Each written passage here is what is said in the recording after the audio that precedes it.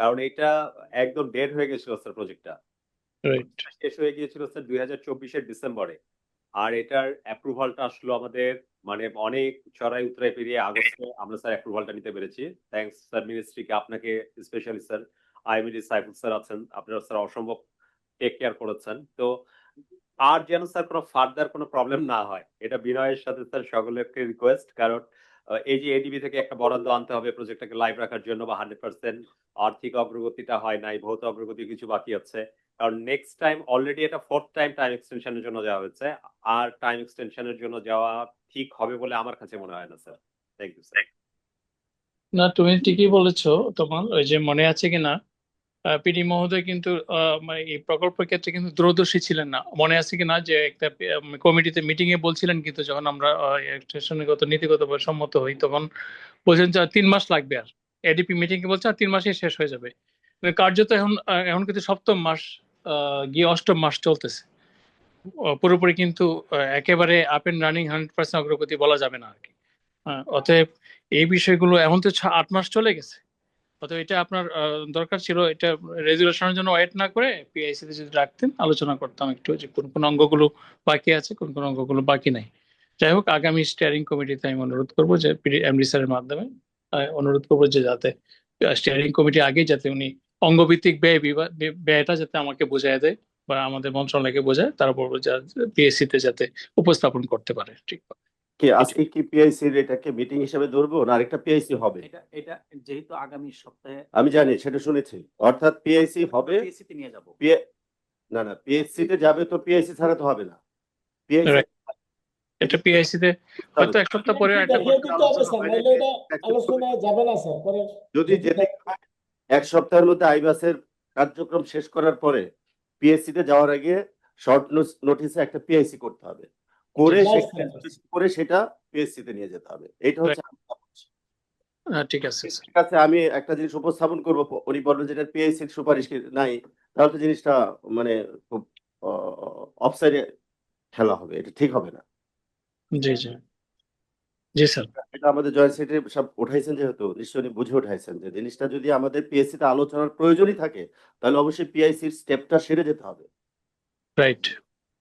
এবং পিআইসি তো লাগবেই। না করেন তাহলে সেক্ষেত্রে কোন রকমের সমস্যা যদি থাকে তাহলে কিন্তু কেউ অ্যাড্রেস করবে না without recommendations from this two bodies. এটা পরিষ্কার মাথায় রাখবেন। আইএমডি আছে, প্ল্যানিং কমিশন আছে। আমি সঠিক বলছি কিনা, যেহেতু লাইভ পেয়েছে প্রকল্পটা অবশ্যই পিআইসি করতে হবে, সেটা আজকে করুক, এক সপ্তাহ পরে করুক, করা দরকার। খেয়াল রাখবেন, কারণ এছাড়া কোনো উপায় নেই আর কি। আপনি দেখেন আপনার আইবাসের বিষয় তাড়াতাড়ি সেরে পিএসসি এর আগে যেন জিনিসটা করা যায়। যদি এমন হয় যে পরের দিন পিএসসি আছে, আজকে বিকালে আপনি জানতে পারছেন, তাহলে ওই দিনই আগে থেকে নোটিশ করে রাখবেন কিংবা ভার্বালি, যাতে সদস্যরা অনলাইনে অ্যাটলিস্ট শুনতে পারেন। এবং আমাদেরকে চিঠি দিয়ে রাখতে হবে স্যার, আইবাসে ঢোকার জন্য আর কি। আইবাসে ঢোকানোর জন্য, আইবাসে লাইভ করার জন্য চিঠি দিতে হবে। জি ঠিক আছে, এটা উনি করবেন। যেহেতু স্নিগ্ধা ম্যাডাম উনি অনলাইনে বললেন, কাজটা যাতে টাইম স্পেসিং এবং স্লটিংটা যাতে ঠিক মতো হয়, অর্থাৎ আইবাসের বিষয়টা যেন পিএসসির পরে না চলে যায়, এই বিষয়টা একটু দেখবেন আর কি কাইন্ডলি, তাই না? না তো কাজ করা যাবে না। জি ঠিক আছে স্যার। ঠিক আছে স্যার। এখন আইপি যেটুকু অনির্ধারিত আলাপ হলো পরামর্শমূলক, সেটা আমরা মাথায় রাখলাম। পিডি মহোদয় বিষয় মাথায় রাখবেন।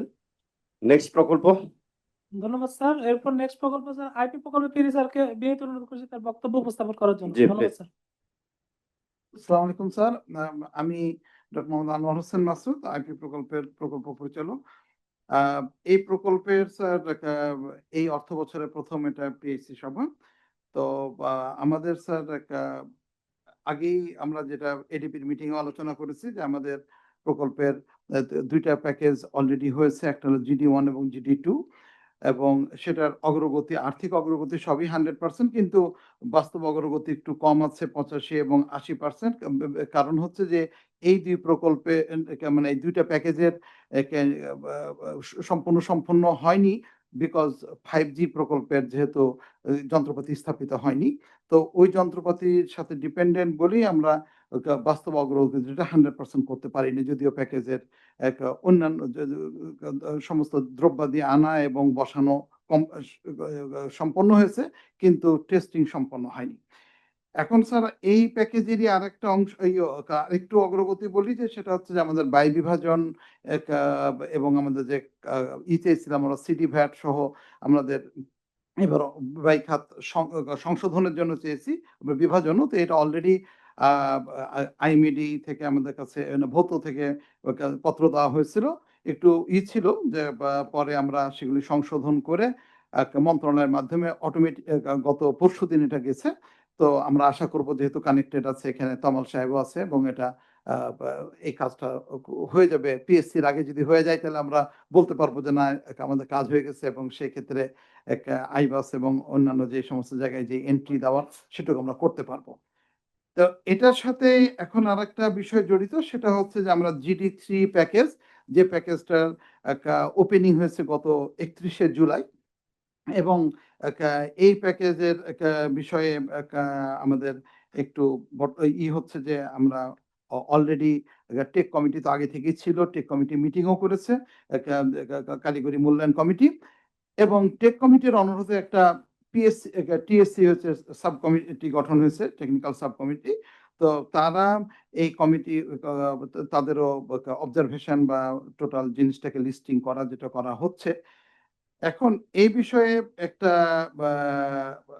নির্দেশনা আছে, সেটা হলো আমাদের BTCL এর যে পরিচালনা পর্ষদ, সেই পর্ষদের 236তম সভায় একটা আলোচনা হয়েছে যে GD3 বিষয়ে একটা নির্দেশনা আসছে। সেই নির্দেশনা হচ্ছে BTCL এর চলমান আইপি প্রকল্পে GD3 প্যাকেজের ক্রয় কার্যক্রমের বিষয়ে মাননীয় প্রধান উপদেষ্টার বিশেষ সহকারী মহোদয়ের নির্দেশনা সম্বলিত পত্র পাওয়া গেলে BTCL তদনুসারে উক্ত ক্রয় কার্যক্রমের বিষয়ে পরবর্তী পদক্ষেপ গ্রহণ করবে। তো এই জন্য আমাদের আর্থিক অগ্রগতি তো এখনো হয়নি, যেহেতু এভালুয়েশন পর্যায়ে আছে। তো এইখানে আমরা এখনো স্টিল ওই নির্দেশনা সম্বলিত পত্রটা এখন আমরা পাইনি। তো যদি পাই তাহলে আমাদের এভালুয়েশন প্রসেস নরমাল চলছে, TSC কাজ করছে, কিন্তু ওই বিষয়টা এটার সাথে একটু সাবজেক্ট টু ট্যাগ হয়ে আছে। তো এই পত্র এখনো পাওয়া যায় নাই। তো এইটুকুই হচ্ছে বিষয়। আর আরেকটা বিষয় হচ্ছে, এখানে GD9 বলে একটা প্যাকেজ আছে, যে আমাদের বাংলাদেশের বাইরে 3টা স্থানে আমাদের সুইচ এবং রাউটার বসানো। তো এটার ক্ষেত্রে অলরেডি সিঙ্গাপুরেরটা কমপ্লিট হয়েছে, আর কলকাতা এবং ইন্ডিয়া মার্সেই ফ্রান্সে একটা মন্ত্রণালয়ের জিওর মাধ্যমে ওয়েটি টিম গেছে, এবং সেখানে একটা BTCL অংশের বা প্রকল্প অংশের কাজ সম্পন্ন করা হয়েছে।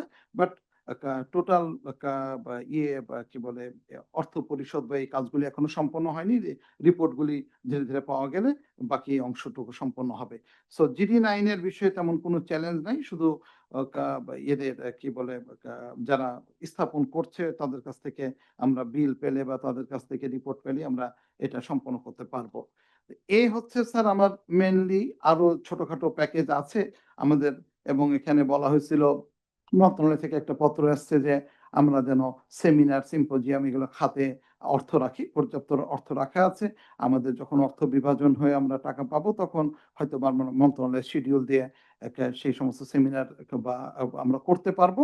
কারণ তাতে আমাদের সাথে সম্পৃক্ত ভৌত প্রোগ্রামিং ডিভিশন, তাদের প্রতিনিধি সহ, এবং একই সাথে ডাক ও টেলিযোগাযোগ বিভাগের আওতায় চলমান যে সমস্ত প্রকল্প আছে তাদের প্রকল্প সংশ্লিষ্ট দিয়ে এটা সবার জন্য কমন নির্দেশ আছে। তো আমরা ওই টাইমটা নিব যখন আমাদের ব্যয় বিভাজনটা কমপ্লিট হয়ে আসবে। এই স্যার এখনকার পর্যন্ত আমাদের অগ্রগতি। আর তেমন চ্যালেঞ্জ নাই। আর এর সাথে যেটা 5G প্রকল্প যখন বলবে ওনারা যে ওনাদেরও কোনো অগ্রগতি আছে কিনা, ওইটার সাথে যেহেতু আমরা একটু জড়িত আছি, ওই অগ্রগতিটা পেলে আমাদের বাকি অংশটুকু সম্পন্ন হবে। সবাইকে ধন্যবাদ। কোনো প্রশ্ন থাকলে করতে পারেন। প্রশ্ন নাই। ব্যয় খাত সংশোধনের 2টা আবেদন পেয়েছিলাম স্যার আমরা, একটা আইপি প্রজেক্ট থেকে, একটা 5G থেকে। তো আইপি প্রজেক্টের আবেদনে স্যার কিছু প্রবলেম ছিল, এটা আমরা সাংবাদিক আসছে। আর 5G তে স্যার কোনো সমস্যা নাই, 5G টা অ্যাপ্রুভ হয়ে গেছে, 5G স্যার ডান। তো আইপি প্রজেক্টের যেটা সিটি ভ্যাট খাতে বা আরো 2-1টা বিষয় একটু বহুত কাজ করছেন, আমি স্যার ওনারা সংশোধন করে আবার আবেদন দিয়েছেন স্যার। আমার যে সাংবাদিক এসে আমাদের মধ্যে করে সেটা আগে দেখানো হয়েছিল। একটু মিউট রাখা দরকার, যিনি কথা বলছেন না, একটু মিউট রাখেন। মানে ডেস্কে মার্ক হয়ে এখন জমিন ফেরানোর potentially তো আছে হ্যাঁ হ্যাঁ না আমাদের মিউট করে দেন। পাঠিয়ে আমরা বিভিন্ন দেখিয়ে বিভিন্ন দিয়েছি। কথা বলে কেউ কেউ আচ্ছা, আইপি প্রকল্পের প্রকল্প পরিচালক মহোদয় ওনার প্রকল্প সম্পর্কে একটু ব্রিফ করলেন।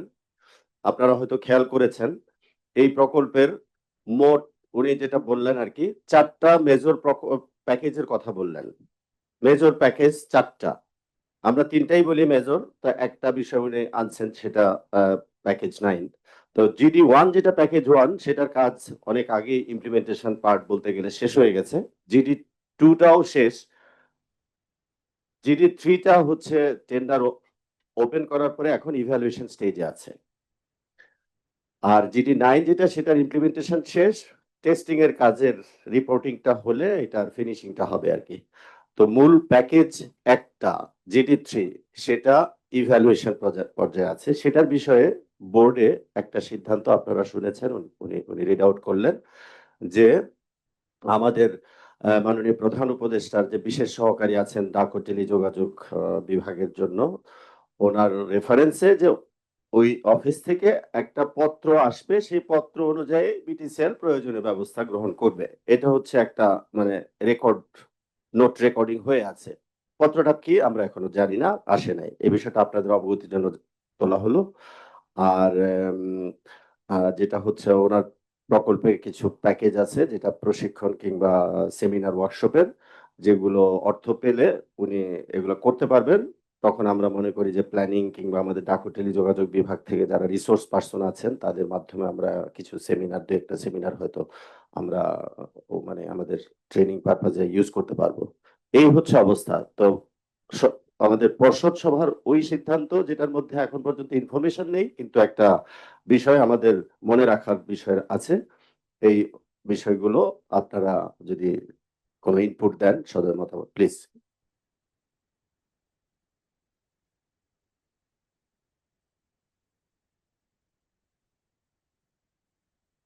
GD3-তে কি শুধুমাত্র যেটা কি বলে এটাকে ক্লাউড না ডেটা সেন্টার ছাড়া কি আর কি কি আছে GD3-র মধ্যে?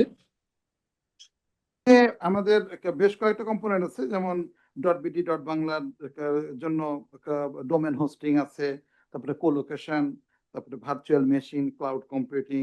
না, এটা আমি একটু বলি। এই প্যাকেজটা হচ্ছে মূলত ডেটা সেন্টার। .বাংলা, .বিডি কিংবা ভার্চুয়াল মেশিন কিংবা হ্যাঁ কিংবা .বাংলা, .বিডি সবই হচ্ছে ফাংশনাল সার্ভিস। এগুলোই ওখান থেকে আমরা দিব।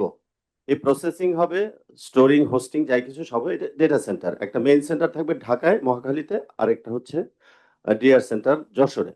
এবং এখানে 2টা ক্ষেত্রেই বিল্ডিং এর একটা কাজ আছে, 2টা কাজ আর কি। একটা হচ্ছে রিনোভেশন ওয়ার্ক ঢাকায়, আর একটা হচ্ছে নতুন বিল্ডিং করা যশোরে।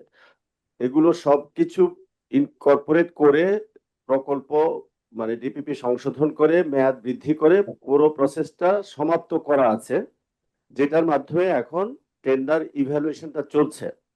এই প্রক্রিয়ার মধ্যে এখন একটা চিঠির কথা বলা হচ্ছে, যে চিঠি আসলে সে যেন ব্যবস্থা মানে নিতে হবে বা উদ্যোগ নিতে হবে, বিটিসিএল কে নির্দেশনা আছে। তো সেটা কি হতে পারে, সে কিভাবে হবে, সেটা যদি আপনাদের কারোর কোনো সুচিন্তিত সাজেশন থাকে বলবেন। এই হচ্ছে অবস্থা। এটা মূলত ডেটা সেন্টার। সেখানে যে কাজগুলো আছে, আইটি ওয়ার্ক আছে, ইলেকট্রিক্যাল ওয়ার্ক আছে, সিভিল ওয়ার্ক আছে, যেহেতু একটা বিল্ডিং হবে, রিনোভেশন ওয়ার্ক আছে। এগুলো হচ্ছে টোটাল প্যাকেজটা হচ্ছে একটা মূলত ডেটা সেন্টার। এই হচ্ছে বিষয়। সাথে আমি একটু অ্যাড করতে চাই যে ডেটা সেন্টার হলেও যেহেতু তখন মন্ত্রিপরিষদ বিভাগের নির্দেশনা ছিল যে ডেটা সেন্টারটা হবে, এই জন্য আমরা শুরু থেকে প্যাকেজের নাম এবং টেন্ডারেরও নাম এটাকে স্ট্যান্ডার্ড প্ল্যাটফর্ম নামে করে নিয়ে আসছে। জি স্যার, কিন্তু ব্যাকগ্রাউন্ডে স্যার যেটা বললেন সেটা ঠিক আছে, যেহেতু স্যারই আগে এখানকার পিডি মহোদয় হিসেবে ছিলেন, তো সেই ক্ষেত্রে এটা ডাটা সেন্টারই মেনলি, কিন্তু এটা বিটিসিএল উপযোগী ডাটা সেন্টারের জন্য এটাকে আমরা স্ট্যান্ডার্ড প্ল্যাটফর্ম নাম দিয়েছি, যে যাতে বিটিসিএল তার নিজের সার্ভিসগুলিকেই একটু প্ল্যান্ড ওয়েতে বা একটু এনহান্সড ওয়েতে যাতে দিতে পারে সেই জন্য। তো এটাই হচ্ছে বিষয়। এখন আমরা একটু পিআইসির সম্মানিত সদস্যদের কাছে যেটা আশা করছি, যে আমাদের বর্তমান যে কার্যক্রম, যে টিএসসি গঠন হয়েছে বা টেকনিক্যাল এভালুয়েশন কমিটি যে এভালুয়েশন করছে, এগুলি চলমান যেটা আছে, এটা যদি বলা যায় হ্যাঁ এটা চলমান হবে, চলমান চলতে থাকুক। আর যদি কোনো স্পেশাল রিয়েলি আমরা পেয়ে যাই কোনো নির্দেশ, সেই নির্দেশটা কি হবে আমাদের জানা নাই, সে অনুসারে ব্যবস্থা গৃহীত হবে। এটাই যদি পিএসসির সুপারিশ থাকে, তাহলে এর মধ্যে যদি আবার পিএসসি হতে হতে যদি আসলেই চিঠি এসে পড়ে, তখন তো ওখানে আমরা একটা সুযোগ পাবো। তো এই পয়েন্টটা যেহেতু একটা বোর্ডের সিদ্ধান্ত এবং বোর্ডের চেয়ারম্যান আমাদের সম্মানিত সচিব মহোদয়, তো কাজেই সেই ক্ষেত্রে আমার মনে হয় এটার একটা দরকার, ভেন্টিলেশন দরকার স্যার। শুধু র্যাপিং এর মধ্যে একটা বিষয় আসবে, বিষয়টা আমরা জানি না।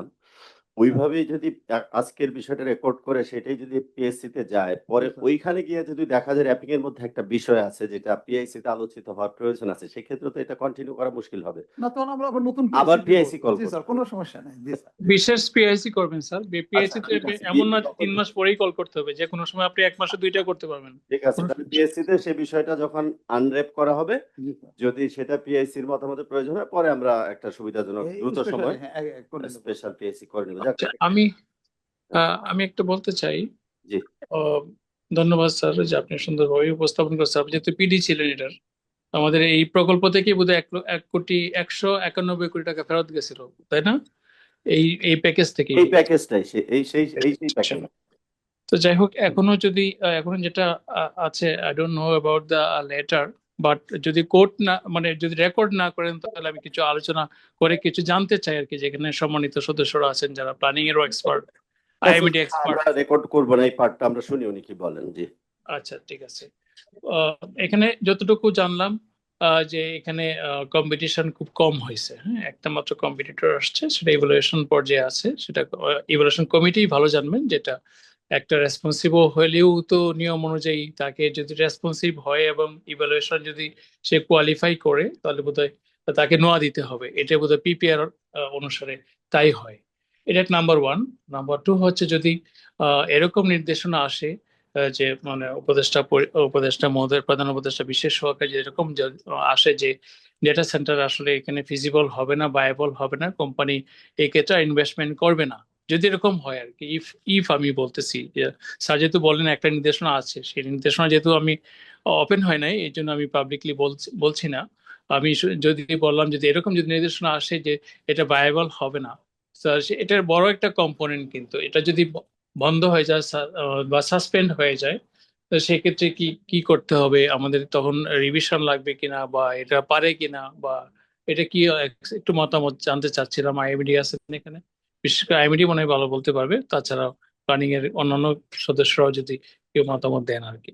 যদি মানে ইনকেস, আমি সবার অবশ্যই চাচ্ছি, যদি ইনকেস আমাদের উপদেষ্টার মধ্যে বিশেষ সরকার যদি বলেন যে না, এই প্যাকেজটা you don't need to go for this GD3 হ্যাঁ এনিমোর, তাহলে সেক্ষেত্রে কি মাঝখানে এই প্রকল্পের এই পর্যায়ে কি থেমে যেতে পারবে কিনা, বা এটা আইন কি বলে, পরিপত্র কি বলে আর কি। Thank you.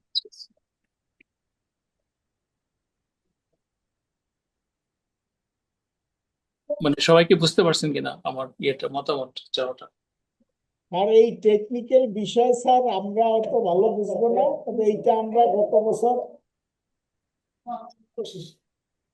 বছর স্যার আমরা ইনডেপ্থ করছি, কিছু জ্ঞান অর্জন করছি। সেটার ক্ষেত্রে যশোরের ডাটা সেন্টার এবং একটা কথা বলেছে 5G রেডিনেসটার উপরে এই প্রকল্পের সাফল্য ডিপেন্ড করে। তাহলে স্যার 5G রেডিনেসটা কতটা অগ্রগামী হয়েছে, এটা পরের আলোচনা হয়তো আমরা বুঝতে পারবো। ধন্যবাদ। এই জায়গাটাতে একটু বলতে চাই যে GD3-র ক্ষেত্রে 5G হয়তো খুব একটা প্রভাবন নাই। হ্যাঁ, এটা খুবই অল্প পরিমাণের আছে। আচ্ছা আচ্ছা,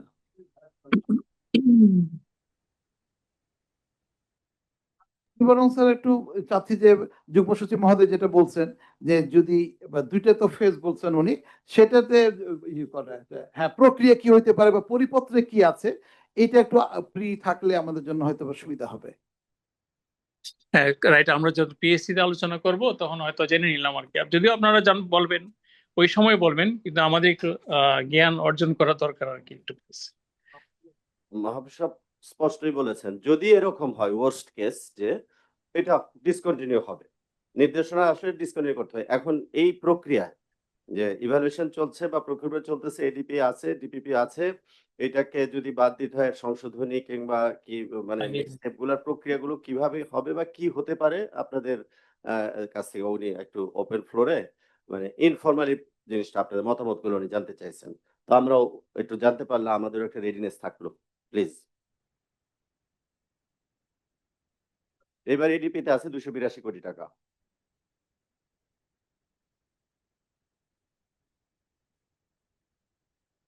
এবং এই প্যাকেজটার মূল জিডিপি 3 প্যাকেজের মূল্য মনে হয় 338 কোটি টাকা এটা হচ্ছে একেবারে প্রাকলিত মূল্য। ভ্যাট তো যদি প্যাকেজ মূল্য হিসেবের মধ্যে ধরি তাহলে তো এটা 400 কোটির উপরে যাবে আর কি। 400 কোটি। সেই ক্ষেত্রে একটা প্রকল্পের কিন্তু একটা স্কোপ চেঞ্জ আমাদের আবার থোক থেকে টাকা লাগবে, জি। যদি বাস্তবায়ন করতে হয় সবকিছু ঠিক থাকে স্মুথলি যায় তাহলে আমরা থোক টাকা চাইবো বা সেটা প্রসেস চলবে, অসুবিধা নেই, সেটা আমরা বুঝি। কিন্তু বন্ধের ক্ষেত্রে কি করতে হবে সেরকম বিষয়টা আপনাদের কাছ থেকে জানার জন্য শাহিন সাহেব একটু জিনিসটা ফ্লোরে দিছেন প্লিজ একটু।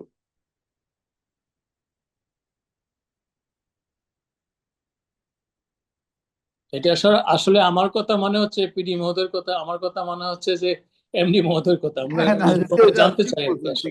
জি, জি, জি, সেটাই।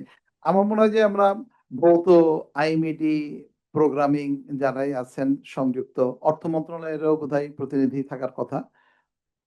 হ্যাঁ, অর্থের বিষয় আছে, কাজেই সেক্ষেত্রে প্রত্যেকের কাছেই মানে আমি বিনীতভাবে অনুরোধ করব যে এ বিষয়ে পূর্বের রেফারেন্স থাকলে বা পরিপত্রের কথা যেটা যুগ্ম সচিব মহোদয় বলেছেন, সেটা পরিপত্রে যদি হয় যে একটা প্রকল্পের চলমান অবস্থা বা এভালুয়েশন প্রসেস চলাকালীন যদি কোনো হয়, অ্যাব্রাপ্ট কোনো হঠাৎ করে আমাদেরকে করতে হয়, হ্যাঁ, নির্দেশনার আলোকে বন্ধ করতে হয়, প্রসেস কি, এটা একটু জানা থাকলে, পূর্ব প্রস্তুতি থাকলে সকলের জন্যই মনে হয় একটা কমফোর্টেবল জোন ক্রিয়েট হবে।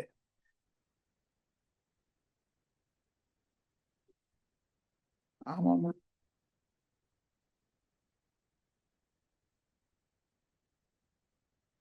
এমডি সাইফুল একটু বলো। তোমারও ভালো, তোমার আর স্নিগ্ধা আমি আছে। এই বিষয়টা স্পষ্ট না, কথা ভালো করে শুনতে পারি না। দরকার হইলে স্যার আমি এমডি স্যারের সাথে পরে শেয়ার করবো না। একটা বিষয় হলো স্যার, যদি কোনো কম্পোনেন্ট আমাদের হায়ার অথরিটি, বিশেষ করে বিশেষ সহকারী স্যার যদি চেঞ্জ করতে চায়, বদলাইতে চায়, সেক্ষেত্রে নিশ্চয়ই তার একটা লজিক থাকবে, তাই না স্যার? তো সেই হুম। লজিক্যাল গ্রাউন্ডে যদি বলে সেই অনুযায়ী দুইটা কাজ হতে পারে। একটা হলো এই অংশটা ওই যে সংশোধন করে বাদ দেওয়া যেতে পারে, বা অন্য কোনো প্রক্রিয়াটা আমি ঠিক জানি না, এটা ব্যবস্থা করা যাবে। আর যদি না থাকে সেক্ষেত্রে আমাদের প্ল্যানিং ডিসিপ্লিনে একনেক আছে বা যারা সেক্টর ডিভিশন আছে তারা আরো ক্লিয়ার বলতে পারবে আর কি স্যার। আমরা তো শুধু ইভ্যালুয়েশন এবং মনিটরিংটা দেখি, কিন্তু প্রজেক্টের খুঁটিনাটি তো স্যার তারা সেক্টরে দেখে বা কার্যক্রমে দেখে, তারা বলতে পারবে আরো ক্লিয়ার করে। তবে তুমি একটু সাইফুল বলতে পারো, এটা এটুকু তো বলতে পারবা মনে হয়, পিপিআর কি বলে যে প্রকিউরমেন্ট চলাকালীন সময়, ইভালুয়েশন চলাকালীন সময় কি বন্ধ রাখতে পারবে কিনা বা সাসপেন্ড করতে পারবে কিনা আর কি। ইভ্যালুয়েশন চলাকালীন একটা উদাহরণ তো আছে স্যার, আমরা দুদক পর্যন্ত দৌড়ে আসছি, আপনি আছেন কিনা জানি না, জয়ীফ স্যার সহ। এখানে ডিউ টাইমে কিছু করতে গেলেই তার ঝুঁকি থাকে স্যার। টাইমলি যদি আপনি করে ফেলেন তখন এক কথা, টাইমের বাইরে গেলে কিছু ঝুঁকি থাকে, যেটা নিয়ে মহামান্য হাইকোর্ট বা বিভিন্ন জায়গায় তো স্যার আমরা পেন্ডিং আছে। অতএব কিছু করার ক্ষেত্রে সবাইকে একটু একটু কেয়ারফুল থাকতে হবে আর কি স্যার। যদি ওইরকম পিপিআর এর মতামত জানতে চান তাহলে আমাদের বিপিপিএ লিখতে হবে ডকুমেন্টারি, ওকে ঠিক কোনো আছে। মতামত দেওয়া ঠিক হবে না ওইরকম। ওকে, ওকে, অলরাইট, ঠিক আছে। আর কি সেক্টর ডিভিশন কি তোমার কি কিছু বলবো নাকি এই বিষয়ে? আমার মনে হয় সাইফুল স্যারের সাথে টিএসসি তে আলোচনা হতে পারে স্যার ইন ডিটেল একটু আচ্ছা, ঠিক আছে, ওকে, অলরাইট। আমার মনে হয় স্যার যদি আর কোনো বিষয়, আরেকটা বিষয় যেটা বলতেছিলাম, যেটা পিডি মহোদয় যেটা বললেন যে ওই ইয়েটা ওয়ার্কশপ কিন্তু এটা সচিব স্যারের নির্দেশনা হচ্ছে যে আহ, একটা সচিব স্যারের নির্দেশনা হচ্ছে যে আমরা একটা প্রকল্প অর্থ বছর শুরুতে আমরা একটা কর্ম পরিকল্পনা যেটা আপনারা করছেন বা এপিপি যেটা করছেন, এই এপিপিটা, হ্যাঁ, এপিপিটা এবং বার্ষিক কর্ম পরিকল্পনা যেটা, এটা ফাইনাল করার জন্য, ফাইনাল করেছেন নিশ্চয়ই, এটা বিষয়ে পর্যালোচনা করার জন্য, ইনপুট দেওয়ার জন্য এটা কর্মশালা করা। এটা নাম্বার ওয়ান। নাম্বার টু হচ্ছে যে আমরা শুধুমাত্র প্রকল্পগুলোর ক্ষেত্রে আমরা খেয়াল করলাম যে শুধু আহ, মূলধন খাতে যে ব্যয় অগ্রগতি এটাই দেখা হয়, কিন্তু আম, রাজস্ব বা রিকারেন্ট খাতে যেটা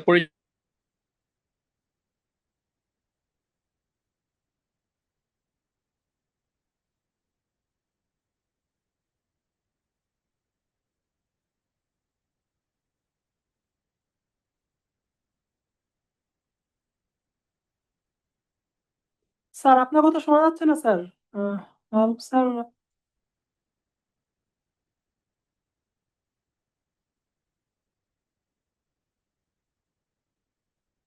আসসালামু আলাইকুম স্যার, কথা শোনা যাচ্ছে না স্যার। somehow ডিসকানেক্ট হয়ে গেছে মনে হচ্ছে